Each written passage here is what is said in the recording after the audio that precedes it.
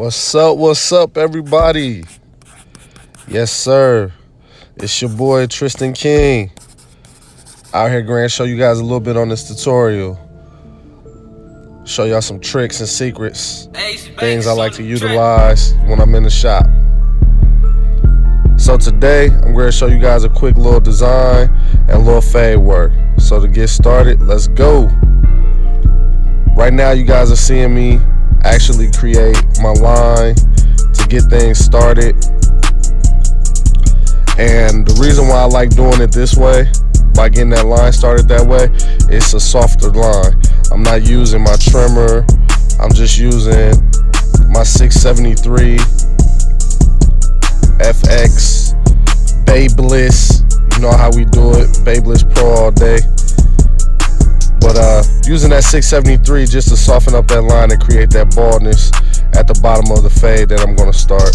So now I'm coming back with my Rose Gold FX and just cleaning up everything that I've already started with. Now coming with that fire, them shavers, y'all. You got to get you a pair if you don't have none already. These are our Babyliss shavers. This is our single one. We also have a double foil as well, but this single one does magic, and it's actually working with batteries. As you can see, a lot of people are wondering if that's actually going to get it as clean as possible because it's using actual AA batteries. But as you can see, I'm killing it, killing that fade right now, y'all. So definitely get you a pair if you don't have any. But yeah, so just working up under this and now just brushing off that demarcation or that excess hair so I can see a little bit better. Going back in with that 673, creating that little 1/2 inch line all the way open to start that fade off for you guys. Just showing you. Now typically when I do this, I'm doing this so I can keep that fade kind of low or keep it more of a mid fade. This is one of my clients, y'all. She actually hates being on camera. She also hates me cutting her hair like this on one side and then putting a design on the other. She actually would prefer me to keep it a little lower, but I just think it looks good on her hair. She has that really good texture. So that's the reason why I'm creating a fade where I am right now. I would call this more or less like a mid fade, mid drop fade, but just working out that bottom demarcation line for you guys right now. And that demarcation line is something that I always try to work on. Get those lines up out of there. And if I can get that worked out, I feel like the rest of the cut becomes so much easier. And it makes it simpler for me to be able to see that, because I don't want to catch that tunnel vision. And it seems like sometimes with us as barbers, that's what happens. We catch that tunnel vision and then we end up having to go back over our work 50 million times. So for me, this is an easier way for me to get this out. So I am working with my lever and working with my trimmer. And what I mean working with my adjustment lever, guys, I'm talking about working in between close and open, and then using my trimmer right now to just basically clean up whatever that whatever that clipper wasn't able to get all the way completely out of there. So as you guys can see, that Rose Gold FX is killing it right now. Right now we out here trying to make sure we get this line as clean as possible. So as you can see, I go over it enough, and I'm just really just point cutting with my trimmer, but we like to call that corner blending. So just getting that portion in and making sure that I clean it up as best as possible. And now coming with that one guard on there, and we just gonna corner blend our way in. I have that adjustment lever all the way closed. Make sure you understand when you're doing this, you are not creating lines. You are softening up lines so that they disappear. We do not create lines. Again, I repeat, we do not create lines, people. We soften up demarcation lines so that they disappear. We do not create new lines. We create soft lines if there has to be a line made. So now I just slapped on my 116 For anybody that wants to know where I got this red 116 from, I actually went on Amazon and I purchased that and a 1.5. It was only $10. I do not at the moment remember the name, but below I will make sure I have the information in the details below for you guys. Yes. Sorry about that. I was trying to see if I could find it on my other phone. So right now you guys are just seeing me clean up everything, detailing my fade right now.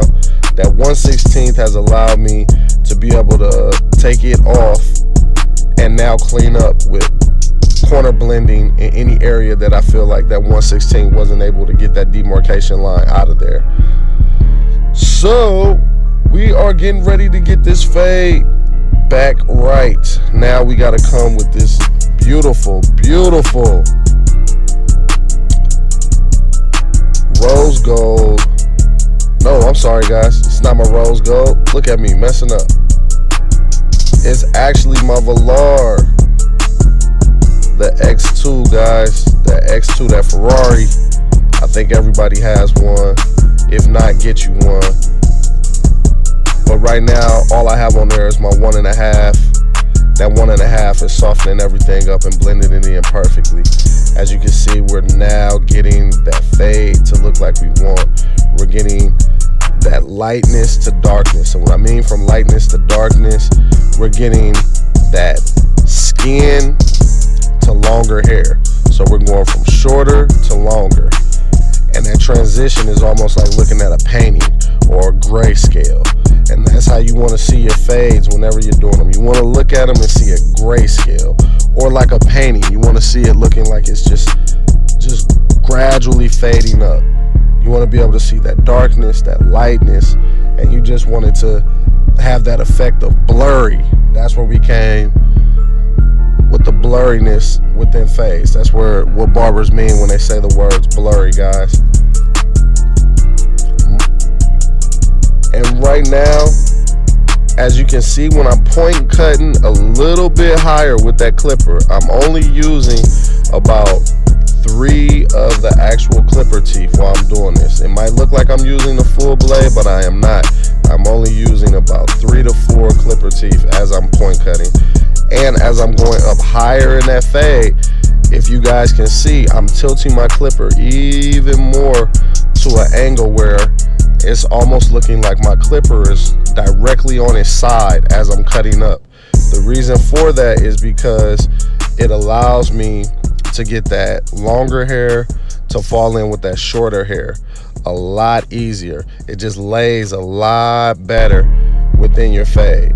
And as you can see, I think this fade is coming along pretty well. It's not really taking that long. It's looking really good. We're not seeing that much demarcation.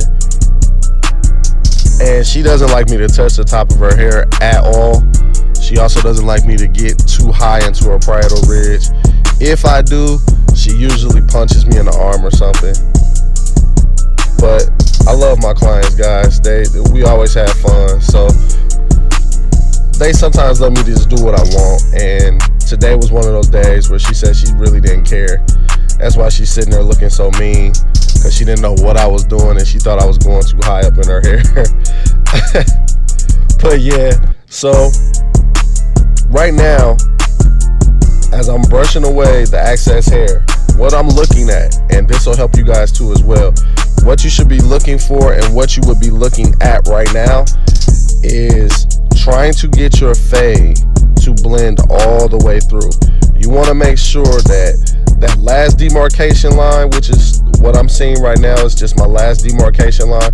What I'm looking at is what else in the fade needs to be blended in, so that when I knock out this last demarcation line, that whole fade becomes blurry and it just transitions together. It marries. Because that's how I look at fading, guys. You want to make sure that that longer hair and that shorter hair marry right in the middle. And if they do marry in the middle, that's how you get more of that blurry fade action. That's how you get that blurry fade look.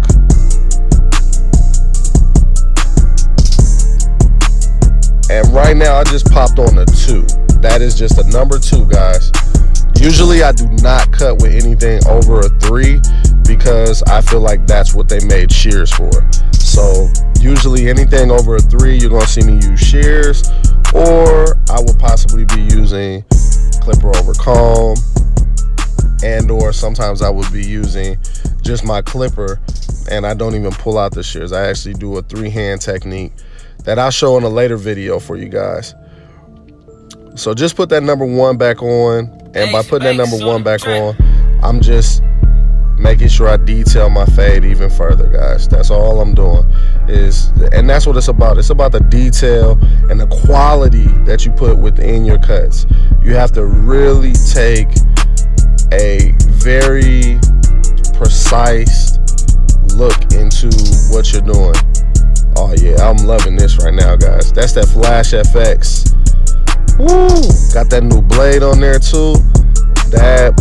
Oh man, that's like one of my favorite trimmers right now. That is guaranteed from Babyliss. That is one of my favorite trimmers right now, you guys. Put that new blade on there and it is killing. Also, as you guys can see, if you want to follow me on Instagram or Facebook, I have everything right there up to your right hand corner. So you guys can check me out on Facebook, look at some of my pictures. Also on Instagram, check me out, see what I do. I make sure I post things every day, pretty much all day. So just check me out, hit that follow button, and make sure you guys subscribe to this channel right now too as well. But right now, we pulling out them beautiful, beautiful gold FXs. Woo! Something everybody wants. If you don't have these in your arsenal, you need to get them. You need to get them immediately. So all we're doing right now is we're continuing the fade. Just making sure that we clean up everything. Using that number 1 on that gold FX. Woo! That gold FX ain't no joke, y'all. I'm telling you, just the power in it, and definitely just the lightness of it. I'm telling you, if you do not have these, go get you a pair immediately. Like right now. I just love the way those feel in my hands. It's a very smooth clipper. The power on that clipper is ridiculous. And the fact that you can use that clipper for 3.5 hours without having to recharge it is like crazy. Definitely make sure you guys grab those.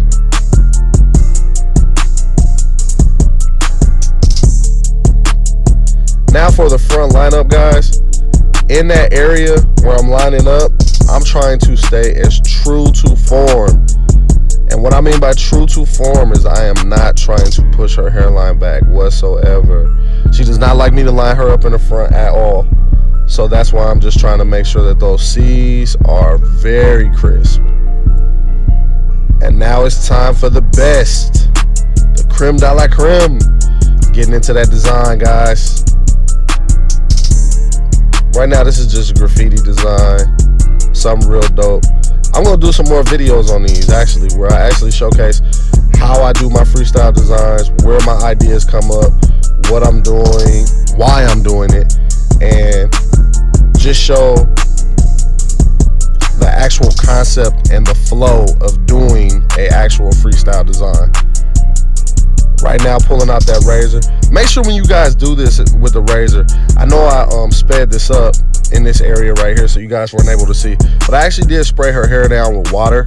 I actually like using water when I'm using a razor. The reason why I like using water is because it actually saturates the hair and the scalp just the way that I need it, but it also allows me to still be able to pull the skin any way that I want without my fingers slipping or anything like that.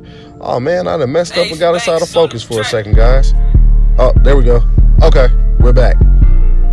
But again, you guys should always make sure you saturate any area on the head, face, or anything before you actually start using your razor. And I like using water when I'm doing designs, but there's nothing wrong with using shave gel, shaving cream, whatever you like. That's just for me. I like using the water because it just makes it easier for me to use. You guys should try it. Tell me what you think. And right now, as you can see, I'm just trying to keep a nice flow in her design. Now I'm going to do a little bit of cleanup work. I'm fade her in so that way that design pops even more. And it flows in with the rest of her haircut. So right now, just cleaning up that back area, guys. Just getting out that line. Doing the same thing I did on the opposite side. As far as my fade work under the bottom to make sure we get that demarcation out and clean it up. But always making sure you detail things and always making sure that you flow with your haircut into your design. So now we get into the good part, guys. We're here now. That's why we're in black and white, because I want you guys to be able to see this. So now I am getting ready to go over this design, and I am going to add enhancements. Something a lot of people seem to not understand when they're doing enhancements. You want it to look natural but enhanced. As you guys can see my work that I've put in, so you know it's clean, you know it's crispy. I'm not covering up any mistakes. That's the point of enhancements, guys. That's what we want to make sure we do. When we're enhancing, enhance good quality haircuts. Now I'm coming in with a little bit of fibers. These fibers you can buy at Cosmo Pro, Sally. And after I spray mine in, I always go back over it with my clipper just to clean it up and make sure I can see everything like I want it, and then I'll spray it down a little bit with a little holding spray. And that's all I've done thus far. But just going back over it and detailing it and making sure that haircut is looking fire. And that's what you guys need to do. Just make sure you constantly are detailing. That's what gets those looks that people are going for when they're on Instagram, Facebook, and you see these very popular guys. Oh man, I forgot to tell you guys about this part. Yes, that is my wireless sprayer. Now, the reason why I like it is because it's just like the air compressor sprayers that everyone's using right now, but it's wireless. And it didn't cost me that much either. It was pretty cheap. I love it. It works very well. Look at that detail, guys. For more videos, I will be with you guys very soon with more videos and more tutorials. This was Tristan King. I hope you guys like it. Please subscribe below. Hit that like button. Leave your comments, whatever. Get with me ASAP.